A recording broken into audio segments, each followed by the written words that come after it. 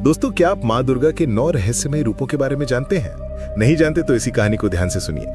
ये गाथा किसी एक देवी की नहीं बल्कि एक ही महाशक्ति की 9 अद्भुत यात्राओं की है, जो एक बेटी के जन्म से शुरू होती है। सबसे पहले वे पर्वतराज हिमालय की गोद में जन्मी एक भोली और स्नेहमयी पुत्री, जो शैलपुत्री कहलाई।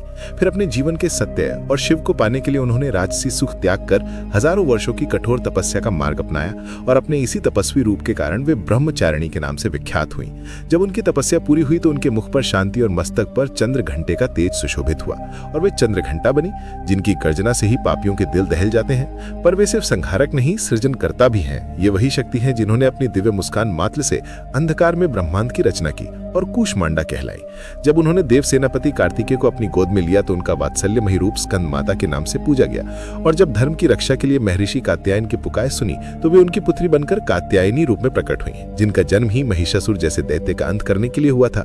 और जब उस महाअसुर से युद्ध का समय आया तो उन्होंने अपना सबसे विकराल और भयावह रूप धारण किया, जो थी कालरात्रि, जिनका गहरा काला रंग, बिखरे केश और बिजली सी चमकती आंखें देखकर दुष्टों की आत्मा तक कांप उठी।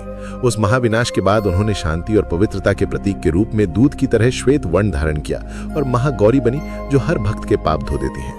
अंत में ब्रह्मांड में धर्म की स्थापना करके वे अपने परम रूप में स्थित हुई, जो है सिद्धिदात्री, जो अपने भक्तों को समस्त सिद्धियां और ज्ञान प्रदान करती हैं। और ये यात्रा पूरी होती है एक बेटी से जगत जननी बनने तक की। माँ के 9 दिव्य रूपों की अद्भुत गाथा आपको कैसी लगी, ये हमें जरूर बताएं। और ऐसी ही मनमोहक कहानियों के लिए कहानी सुनो स्टोरी टेलर को सब्सक्राइब करो। और देवी माँ ने महिषासुर का वध क्यों किया था और हम नवरात्रि क्यों मनाते हैं, इसकी जानकारी के लिए कमेंट बॉक्स में लिंक दिया गया है, उस पर जाकर क्लिक करके देख सकते हैं। मिलते हैं नेक्स्ट वीडियो में। अपना ख्याल रखना। जय माता दी। धन्यवाद।